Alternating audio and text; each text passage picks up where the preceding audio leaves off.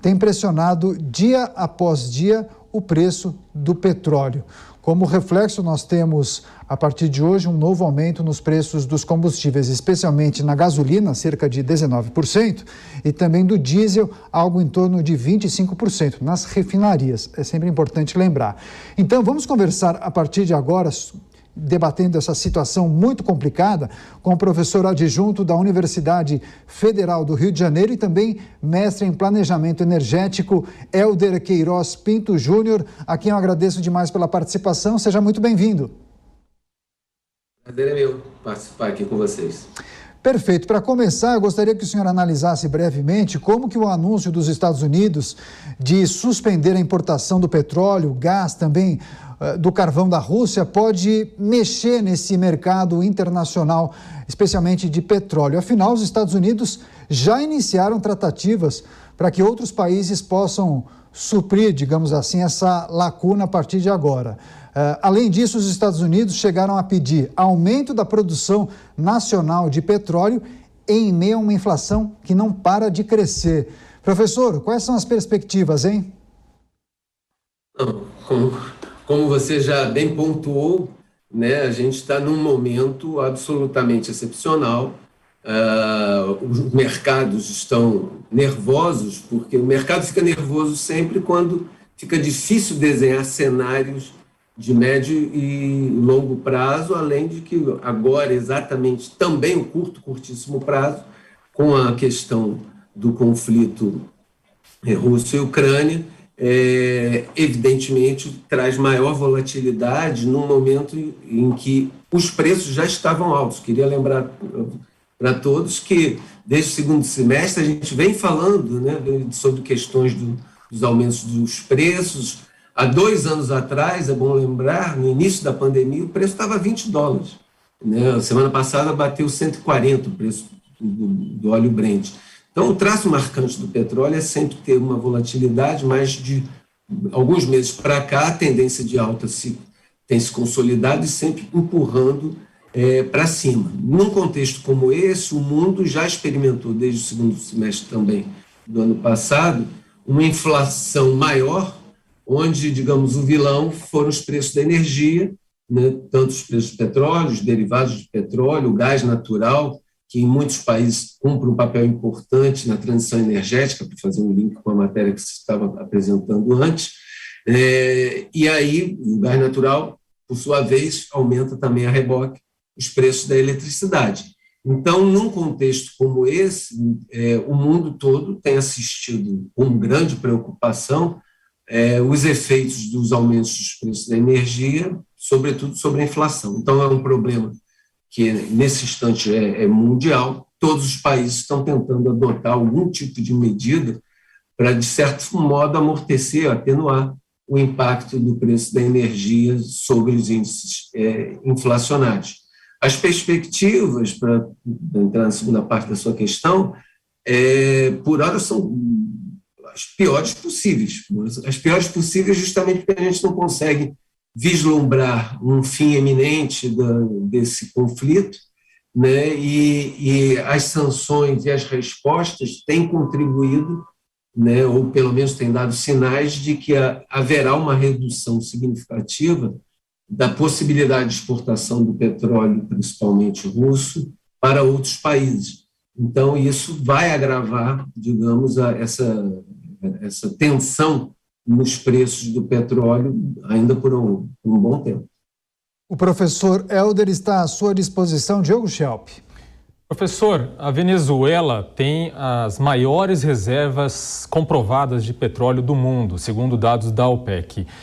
No entanto, e até 2013, os Estados Unidos era o principal destino desse petróleo, por uma questão geográfica, mas também por uma questão estrutural. Muitas das refinarias, né, capazes de refinar o petróleo venezuelano com as suas características, justamente ficam nos Estados Unidos. Por causa de uma questão política, houve essas sanções, e se a gente pegar o último dado, os Estados Unidos já não aparecem mais e aparecem países da Ásia, Índia, como maiores destinos do petróleo venezuelano. Agora os Estados Unidos querem fazer uma reaproximação e possivelmente voltar a importar petróleo da Venezuela. Isso poderia, se isso acontecer, isso poderia reequilibrar aí o mercado de petróleo mundial?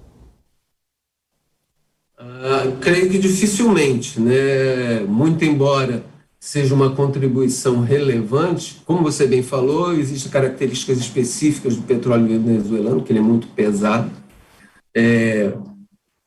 Pelo que se comenta também, uma parcela importante desse, digamos, novo destino alternativo, que foram os países da Europa Oriental e Ásia, do petróleo venezuelano, depois foi também reexportado, digamos assim, para os Estados Unidos, né? Então, existe esse tipo de comentário no mercado de petróleo. Então, dificilmente, né, isso poderia solucionar, no curto prazo, alguns dos problemas para o refino norte-americano, mas não representa um aumento tal que permitiria acomodar e jogar os preços para níveis mais baixos, isso no meu entender. Agora a pergunta de Marco Antônio Costa. Boa tarde, professor. Professor, eu queria a sua opinião, sua visão de mundo a respeito de um ponto que eu considero muito relevante e que tem sido mistificado aí durante anos no debate público brasileiro, até retomando algumas imagens que eu considero um pouco lastimáveis no debate do Alckmin com o Lula na presidência da República, onde o Alckmin coloca o boné com o logo das estatais para tirar a pecha de privatista. Antigamente o conservador, o liberal, não conseguia nem admitir que ele tinha uma posição conservadora ou liberal, que já era taxado de extrema-direita, como a gente tem visto hoje. Eu sou defensor de uma visão liberal que adota aí uma não estatização de qualquer tipo de atividade empresarial. O Estado não tem que ser empresário, o Estado não tem que interferir no domínio econômico e ele tem que permitir que a livre concorrência e a livre iniciativa consigam se desenvolver. Aí minha questão é, por que o debate com relação à Petrobras é tão mistificado no Brasil, sendo que a gente tem todos os exemplos de ineficiência e corrupção das empresas estatais, não só no Brasil, mas no mundo? Professor Helder, eu peço por gentileza que o senhor responda depois do intervalo. Rápida parada, daqui a pouco a gente volta com muito mais notícias e informações. Até já. Meio-dia e 24, Jovem Pan News na cobertura da guerra na Ucrânia. Entramos na terceira semana de conflito, 16º dia, trazendo todas as informações e também os desdobramentos no Brasil e do mundo. Eu estou fazendo uma entrevista aqui com os meus colegas comentaristas, com o professor adjunto da Universidade Federal do Rio de Janeiro e também mestre em planejamento energético, o Helder Queiroz Pinto Júnior, analisando o cenário do petróleo mundial, os impactos no mercado internacional e também brasileiro. Agora vamos retomar uma pergunta feita pelo Marco Antônio Costa, o nosso comentarista, ao nosso convidado. Marco, por gentileza. De novo, boa tarde, professor. Por que existe tanta mistificação no debate sobre a privatização da Petrobras, sendo que a gente tem todos os exemplos de ineficiência e corrupção de empresas estatais no Brasil e no mundo? Bom, antes, quando você pontuou a sua argumentação, né, eu estava atento a ela, você mencionou uma visão liberal, etc. E tal. Eu tenho uma visão discordante da sua. Eu acho que existem empresas estatais mundo afora, vários exemplos, EDF francesa, Hydro-Québec no Canadá, mesmo os Estados Unidos tem a TVA, Tennessee Valley Authority, que é uma empresa hidrelétrica, também estatal. Então, não é o fato de ser estatal ou ser privada que é sinônimo de eficiência ou ineficiência. Essa dicotomia, acho que às vezes prejudica, inclusive, o debate, porque as questões acabam sendo bem complexas, né? A Petrobras, como empresa estatal, contribuiu com a construção de uma indústria de petróleo de excelência, reconhecida internacionalmente, sendo estatal, sendo atrativa para os acionistas, inclusive depois privados, e eles reconhecem, sabem que ela é estatal e têm interesse no papel das empresas. Se ocorrem momentos em que essa gestão derrapa, essa gestão merece ser corrigida, etc. E tal. Também não sou daqueles que é contra qualquer tipo de privatização, não, acho que tem programas de privatização que precisam avançar. Acho que no âmbito do refino, né, pode-se dar um passo para se desconcentrar esse monopólio do refino da Petrobras. Mas não é o fato de, na minha visão, de ser estatal ou não. A Petrobras é uma empresa enorme, né? O debate sobre uma eventual privatização deveria ser muito mais bem fundamentado. Uma empresa que deu lucro como sendo estatal de 100 e poucos bilhões, né? Isso é um retorno enorme para o acionista majoritário, que é a União, e é um retorno enorme, portanto, em termos de dividendos e em formas de recursos que podem ser bem utilizados em políticas públicas. Então, no caso da Petrobras especificamente, como você já pode perceber, a gente não tem a mesma opinião, né, mas eu acho muito saudável ter esse tipo de debate. Agora, professor, gostaria de pedir, por gentileza, para o senhor analisar uma situação em que vivenciamos ontem. Como o senhor viu esse anúncio de reajuste por parte da Petrobras, valores que estavam defasados, anúncio esse que foi feito justamente no dia em que o Legislativo Federal iria apreciar duas propostas que têm como objetivo segurar a alta dos preços dos combustíveis. Uma proposta foi aprovada no Senado e na Câmara, segue para a sanção do presidente da República. Essa proposta prevê um novo cálculo do ICMS, os estados estão reclamando, e uma outra proposta foi aprovada somente no Senado Federal, será apreciada depois pela Câmara, que cria um fundo de estabilização. Diante desse cenário um pouco complicado, por conta, claro, da guerra, como o senhor tem visto essas medidas do Executivo Federal e também do Legislativo?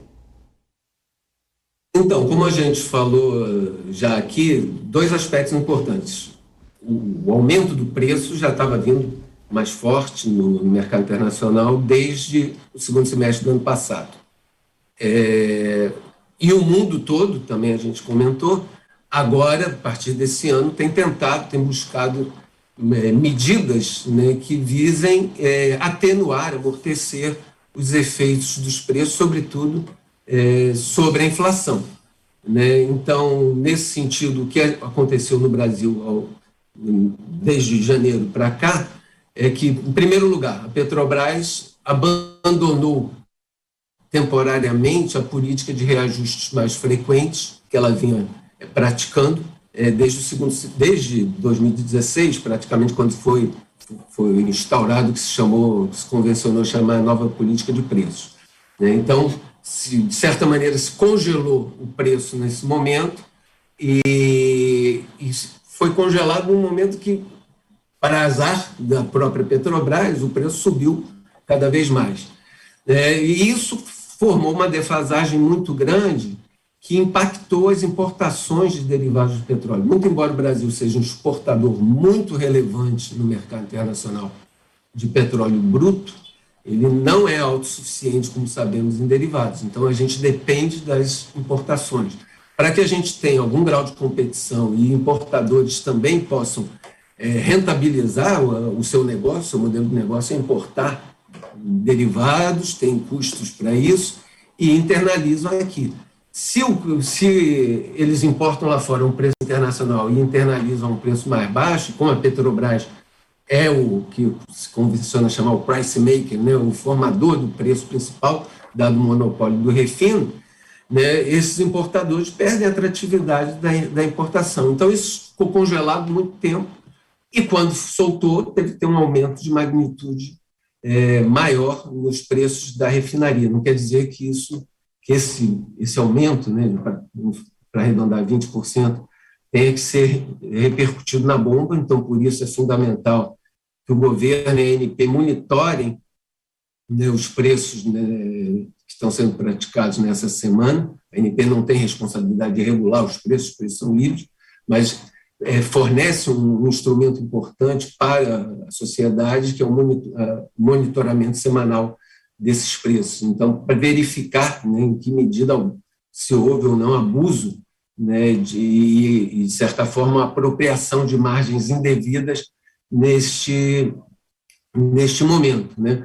E, além disso, né, estabelecer, né, a busca, né, de competição também entre os postos revendedores. O consumidor tem um papel também importante nisso. Quanto às medidas, algumas me agradam, outras não. Acho que a questão do fundo, acho que o Brasil já poderia até ter feito isso há muito tempo. Existe uma coincidência temporal que favorece um mecanismo dessa natureza, que é o fato de que, quando o preço sobe, também sobe a arrecadação governamental, né? A arrecadação de royalties e outras participações especiais do petróleo, ela está atrelada ao preço do petróleo bruto. Então, isso favorece você alimentar um fundo desse tipo.